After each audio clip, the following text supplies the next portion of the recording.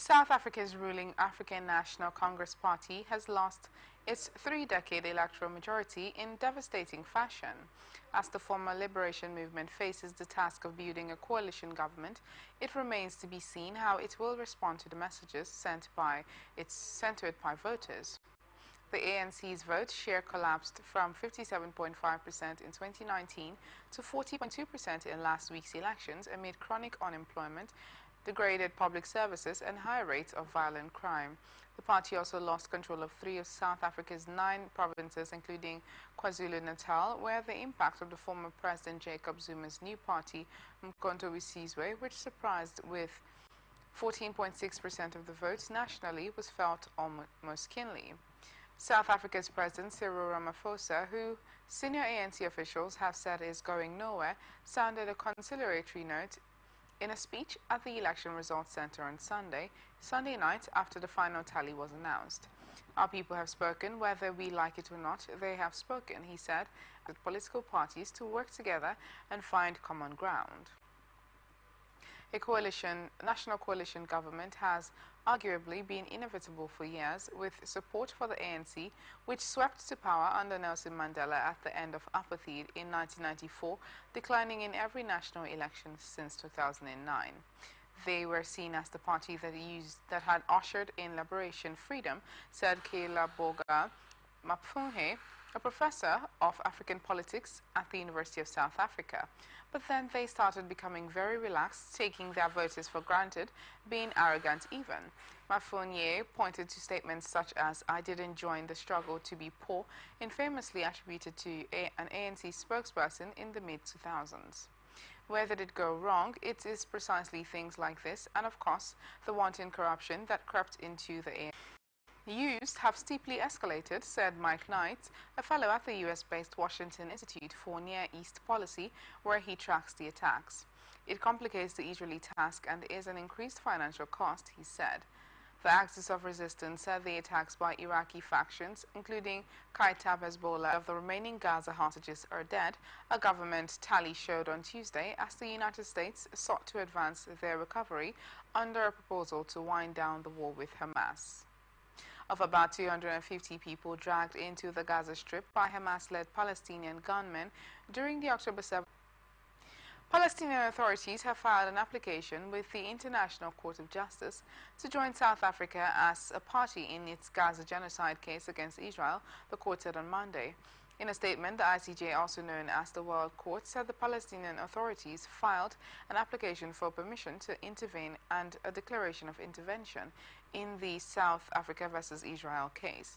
On May 31st, the Palestinian authorities officially recognized the authority of the ICJ to resolve all disputes that may arise or have already. Article 16, Article 11, which paved the way for them to request to join South Africa's case against Israel as a party.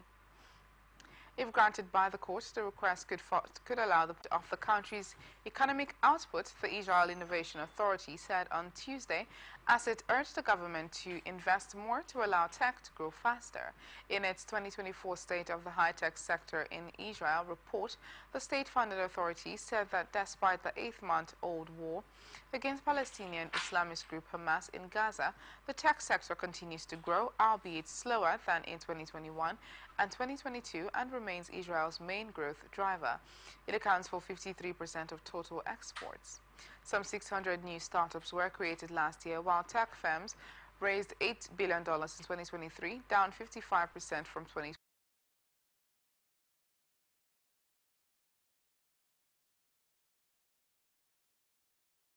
Tough global funding environment. The state needs to double down on tech investments. Israel does not have a lot of natural resources. We are not an oil and gas superpower, being told reporters. We are a country on the verge of a desert, so we don't have a lot of water. The only natural resource we have is the gray cells in the brains of people here used to prosper and grow. Innovation, Science and Technology Minister Gamliel agreed that innovation is Israel's most important resource and that the government must continue to support companies and develop the necessary infrastructure. Bin anticipates a similar year in 2024 as last year due to the anxiety over funding rounds, but foreigners are still active investors since they know how to assess the risk of investing in Israel and want to invest while valuations remain attractive. He said he would like to see more Israelis invest. Cyber and fintech remain the hottest sectors for investors, but climate tech accounted for 1 in 6 new startups as entrepreneurs seek to solve challenges facing a planet that is getting warmer and how to provide food, water, good healthcare services in an aging population, he said. Around 8% of tech workers were called into Army Reserve duty, while others were also pulled from their comfort zones to volunteer, he noted. As a result, they met new people and saw a host of civilian and defense needs. Following the war, Bin said, "We will see a baby boom of startups in Israel because of all these crazy things that happened here since October 7th.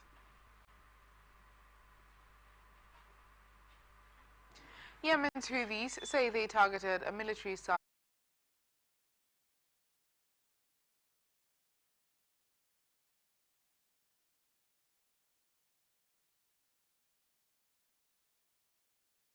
to contain the flames, which spread quickly due to hot and dry weather, and 6 military reservists were slightly injured.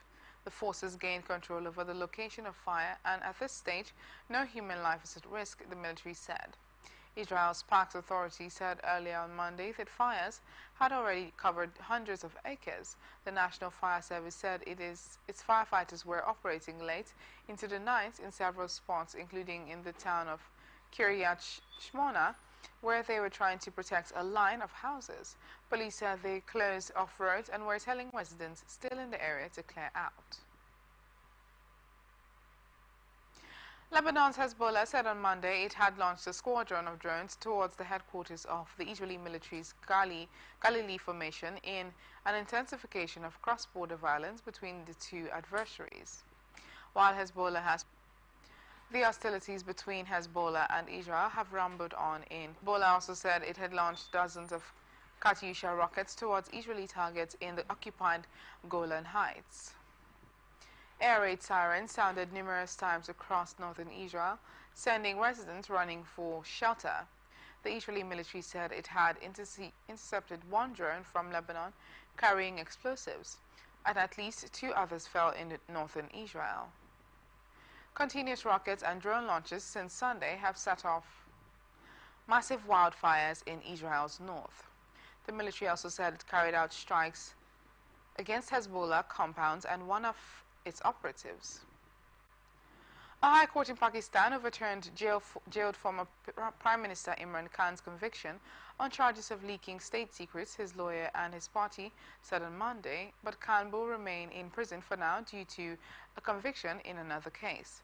Khan, 71, had been sentenced to 10 years in prison by a lower court on charges of making public a classified cable sent to Islamabad by Pakistan's ambassador in Washington in 2022. He has been in jail since August last year.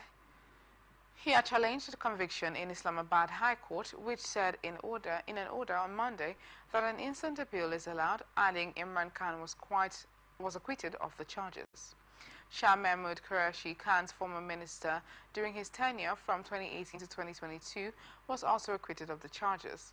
In what is a major victory for the jailed leader, thank God the sentence is overturned, a spokesman for legal affairs from Khan's Pakistan Tehreek-e-Insaf party, Naeem Panjutha, said in a post on the X social media platform shortly after the Islamabad High Court announced its decision.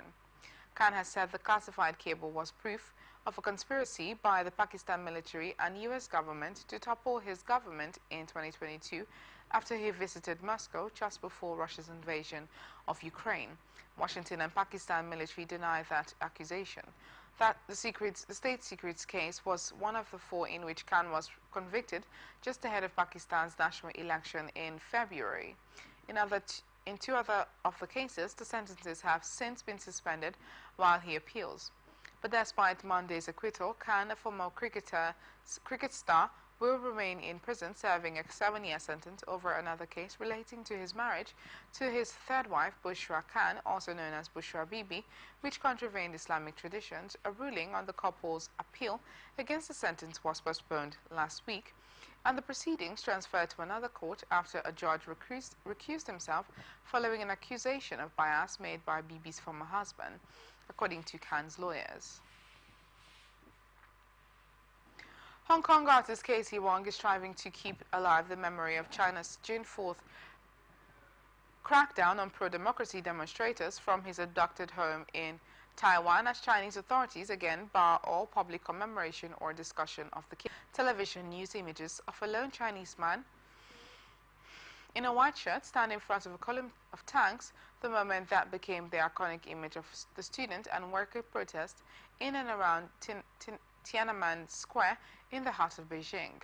I was totally in shock. I was like, wow, he's so brave. I couldn't do that, Wong said in his studio in Taiwan's central city of Chaichung, recounting how he inadvertently glimpsed the footage when a university student in the US. The message we are sending out to the Chinese Communist Party is we did not forget that 35 years ago your party killed innocent citizens, he added. Tanks and troops entered the square before dawn on June 4, 1989, opening fire on protesters. The topic remains taboo in China, and the ruling Communist Party has never released a death toll, though rights groups and witnesses say the figure could run into the thousands. In China ruled Hong Kong, which won 2023, its first public discussion since 2017. China opposed it then, saying the council should not discuss human rights issues, but did not try to block the meeting due to a lack of support. The UN Security Council is charged with maintaining international peace and security. China and Russia argue that the Geneva-based UN Human Rights Council is the appropriate venue for discussions on human rights. South Korea's UN Ambassador Jun-Kook Hwang said he hoped there would be significant support among council members to hold a meeting, noting that the issue of human rights in North Korea, whose country's Oriental province said in the issuing of this evacuation order via Facebook, or residents in 4 communities near the volcano. In the nearby Negros Occidental province, more than 700 people were taking shelter in evacuation centers, Governor Jose Lacson said. We advise them to stay there, and for those not yet in evacuation centers, I hope they can reconsider. Government apologies have yet to report missing, injured, or fatalities since the eruption on Monday. The 6-minute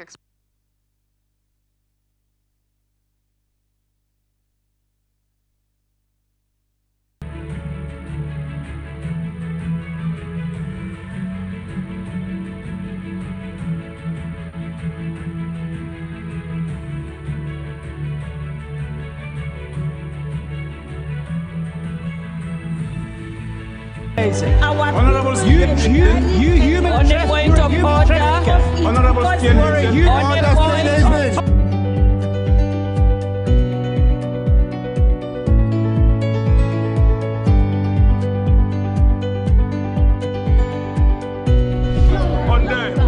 They are not picking our calls. They made up their minds. So no agreement with the EU, but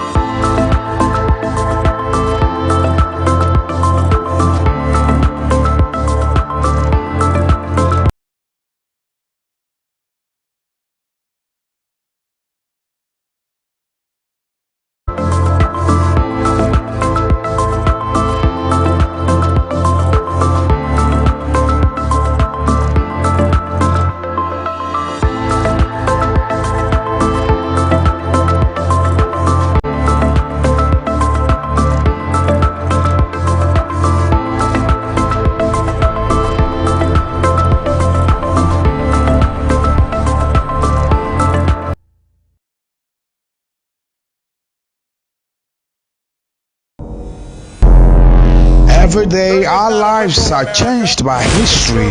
We are one people, all of us. Leaders, politics. Nobody's ambition is what the blood. I have on ATN Politics today.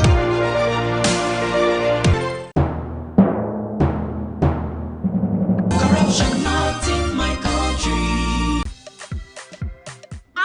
Driver, why you just dey jack us up and down like this now? I hope nobody carry belle. Why you ask oh? Because this road where they see so, it no guarantee safe delivery. We just dey vote for government, but we not get good governance. At all. Road so e no dey, light so usa, the infrastructure nko e come turn. My name is Mrs. Ayeni. I am calling from the Ministry of Humanitarian Affairs. Like that. Hello? Are you there? I hear, I'm hearing you. Yes. We saw a copy of your invoice for computers, printers, and laptops. Yes. Are you working on them now? Ma, the prices you quoted are way too high now. Madam, sorry oh. Please don't cost. We found the laptop you said is 1.8 million naira for 600,000 naira. Hello? Now my body network there. I can't hear you. Network is bad. Madam, we can hear you. Continue. Hello, I can't hear you. We call you back. Their behavior not good now. Madam, now this kind behavior they kill our country. You suppose do things differently. Make Nigeria for better. Corruption not in my country. This message is brought to you by the Akinfade Foundation, the Marketer Foundation, and with broadcast support from Atlantic Television Network. From the line across the ocean to the land beyond the mountains, through the Sahara, we bring all the sport. This is the international news on Atlantic Television Network. Now the rest of our stories. South Korea's military on Tuesday said it would resume all military activities along the demarcation line separating the two Koreas and the West Islands after suspending an inter-Korean military agreement. The suspension of the military agreement with the North, which President Yoon Suk-yeol approved earlier on Tuesday, is in response to North Korea's decision to send hundreds of balloons carrying trash over the border. The South Korean military makes it clear that it will take all necessary measures to protect the lives and safety of its people in response to North Korea's provocations, a defense ministry official said in an emergency briefing. The large-scale spraying of filth balloons has seriously threatened the safety of our people and caused property damage, the official added. Pyongyang on Sunday said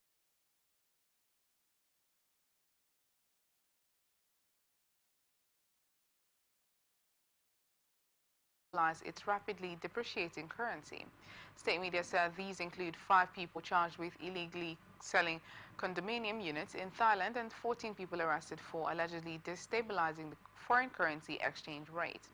The kyat, according to 5 foreign exchange traders. Black market rates for the kyat have for years been significantly higher than the reference rate of Myanmar's central bank, currently set at 2,100 kyat per dollar. The government is working towards the stability of the country and the rule of law, the Global New Light of Myanmar said on Tuesday, carrying photographs of over a dozen suspects. Security organizations have taken action against business people engaged in speculation to hinder the country's economic development, it said. Another 21 people have been arrested for allegedly destabilizing gold prices, the news said Monday. The impoverished Southeast Asian country about magma movement.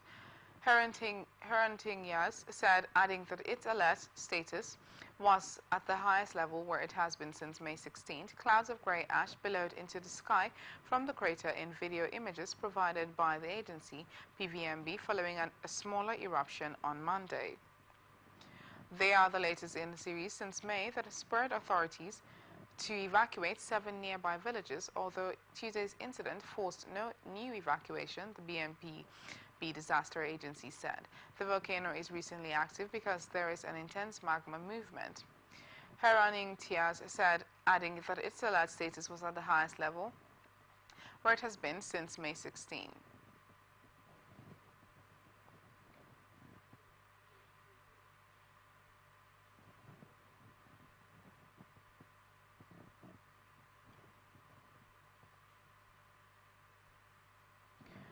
Farmers drove hundreds of tractors into policies, but the action was shunned by mainstream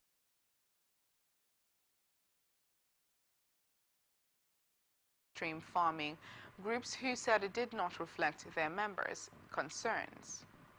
A few days before the European Parliament election on June 6 to 9th, farmers from the Netherlands, Belgium, Poland and Germany traveled to Brussels to protest against EU green policies that organizers said undermine the competitiveness of European farmers.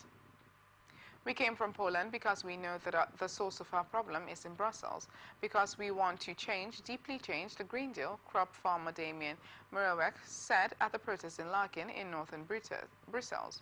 It is the latest in months-long wave of farmers' protests across Europe, where agricultural workers have denounced low food prices, excessive regulation and free trade deals they say leave them struggling to compete with cheap imports. The protest was organized by Dutch lobby group Farmers Defence Force and supported by right-wing and far-right groups, with police counting around 500 tractors. It was smaller than previous farmers' protests held in Brussels this year. We want Europe to put the Green Deal away because it is not realistic, said Bart Dickens, president of Farmers Defence Force's Belgian branch. Farmers Defence Force, whose secretary Sieta van Kimpema has described concerns over climate change as hysterical, said politicians from Belgian far-right party Vlaams Belang and the right-wing European conservatives and reformist groups would address the protests in the afternoon. Europe's biggest farming lobby, Cogeca, and farming association La Via Campesina each told press their members would not participate. We reject this attempt by small groups that have no concrete proposals to address farmers' issues, to hijack farmer concerns to push their own party interest, a spokesperson for Via Campesina said. The Kremlin said on Tuesday it was understandable that some countries were declining to take part in a Swiss-hosted peace summit on Ukraine this month because the gathering lacked clear goals and it was absurd to hold it without Russia. Ukraine says more than 100 countries and organizations have agreed to attend the summit on June 15 to 16, to which Moscow has not been invited. This is a completely absurd activity. This is an idle pastime, Kremlin spokesman Dmitry Peskov told reporters. He said it was obvious the meeting was not geared towards result, and that is why many countries don't want to waste time. In a blow to Ukrainian President Volodymyr Zelensky, China has said it will not take part, something Russian Parliament Speaker Vyacheslav Volodin noted with satisfaction in a Telegram post on Tuesday. He cited press reports saying Saudi Arabia would not go either, although the kingdom has not publicly announced its position on the summit. Peskov said that was a sovereign matter for Saudi Arabia. The meeting is taking place at a crucial point in the third year of the war in Ukraine, where Russian forces have recorded a series of gradual gains since February. In recent weeks, a number of NATO countries have said they will allow Ukraine to strike targets inside Russia with weapons they have supplied to Kyiv, something that President Vladimir Putin has warned could escalate the war into a global conflict. Russia says it is open to dialogue on the basis of the new realities it has created on the ground, where its forces control about 18% of Ukraine. Kyiv says peace can only be based on a full withdrawal of all Russian forces and the restoration of its territorial integrity. British Prime Minister Rishi Sunak on Monday promised to introduce a legal cap to curb immigration levels if re-elected, taking aim at one of the main issues facing the country ahead of next month's national vote.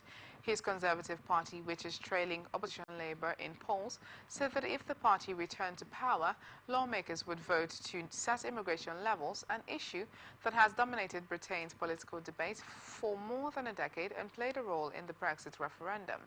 By capping migration numbers each year, we will ensure that public services are protected and housing is not overburdened, while still bringing the skills our businesses and NHS need, said the party, which is predicted to be heading towards its biggest election loss in over a century. Sunak brought in new rules this year to cut legal migration, including barring international students from bringing in family members and increasing the salary threshold for skilled worker visas. Annual net migration to Britain fell to 685,000 in 2023 from a record high of 764,000 in 2022. We have taken bold action to cut the number of people coming to this country. The plan is working, but migration levels are still too high.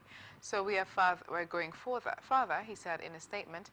The Conservative government's flagship policy to send asylum seekers who arrive in Britain without permission to Rwanda for processing has faced legal and parliamentary obstacles and now hinges on the party winning the election. Britain's King Charles will host Japanese Emperor Naruhito and his wife for a state visit later in June, Buckingham Palace said on Tuesday, providing details of the three-day trip in the latest sign of the monarch's health after his cancer diagnosis. Emperor Naruhito and his wife, Empress Masako, will be greeted by heir to the throne, Prince William, on June 25th before a state banquet at Buckingham Palace held by Charles, his wife Queen Camilla, and other members of the royal family. The occasion will be the first state visit hosted by Charles. Emperor will tour Westminster Abbey, inspect the Guard of Honor, visit Britain's flagship biomedical research centre, the Francis Crick Institute, and head to St. George's Chapel, Windsor, to lay a wreath on the tomb of Queen Elizabeth II, the King's mother. Buckingham Palace first announced Japanese state visit in April.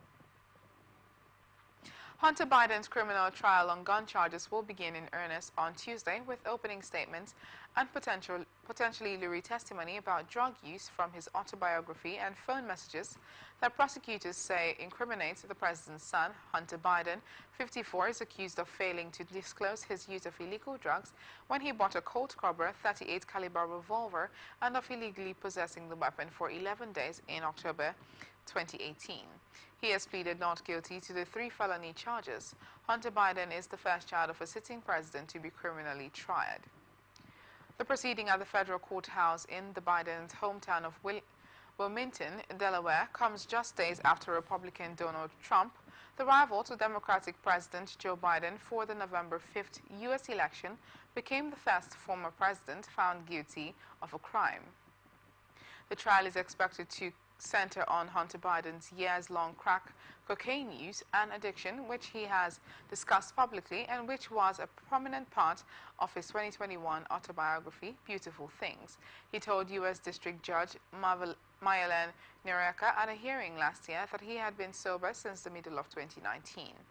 Prosecutors will seek to prove that Hunter Biden knew he was lying when he ticked the box no next to a question on a federal gun purchase form asking if he was an unlawful user of a controlled substance. U.S. Special Counsel David West is expected to call FBI agent Erica Jensen to testify about Hunter Biden's his drug use and Hunter Biden's autobiography in a court filing. In another, Hunter Biden said he was behind a minor league baseball stadium in Wilmington waiting for a dealer named Mookie. Prosecutors said they may call as a witness his former wife, Kathleen Burley, who accused Hunter Biden in their 2017 divorce proceedings of squandering money on drugs, alcohol, and prostitutes. 12 jurors and 4 alternates were sworn in on Monday, mainly describing their own experiences with family members and friends battling substance abuse. All 12 jurors must agree Hunter Biden is guilty beyond a reasonable doubt to convict. U.S. President Joe Biden is expected to sign a sweeping new border measure on Tuesday that would allow authorities to quickly deport or send back to Mexico migrants caught crossing the southwest border if illegal entries surpass a certain level. According to 2 sources with knowledge of the move, the measure, which would restrict access to asylum, would take effect when U.S. Border Patrol apprehensions surpass 2,500 per day, the 2 sources said. The illegal crossings would have to dip below 1,500 per day for the asylum restrictions to be lifted. One of the sources said, the restrictions are not expected to apply to unaccompanied minors. The White House did not immediately respond to a request for comment. The election year move is expected to trigger legal challenges from immigrant and civil rights groups who have criticized Biden and Donald Trump. Biden has toughened his approach to border security as immigration has emerged as a top issue for voting-age Americans in the run-up to November 5th elections, where he will face Trump in a rematch of the 2020 contest. Biden took office in 2021, vowing to reverse some of Trump's restrictive policies, but grappled with record levels of migrants caught crossing illegally. Trump has criticized Biden for rolling back his policies and vowed a wide-ranging crackdown if re-elected. The new U.S. restrictions mirror a Biden-backed Senate bill that aimed to block migrants from claiming asylum if the number of migrants caught crossing illegally reached a certain level. The bill was crafted by a bipartisan group of senators, but Republicans rejected it after Trump came out in opposition. New Jersey Democrats on Tuesday were expected to nominate U.S. Representative Andy Kim to run for the Senate seat currently held by Bob Menendez, who is on trial for corruption charges, setting up a November 5th election that Republicans will be hard-pressed to win. If he wins the primary, an affairs officer would be making his first bid for statewide office in New Jersey, which solidly backed Democratic President Joe Biden in 2020.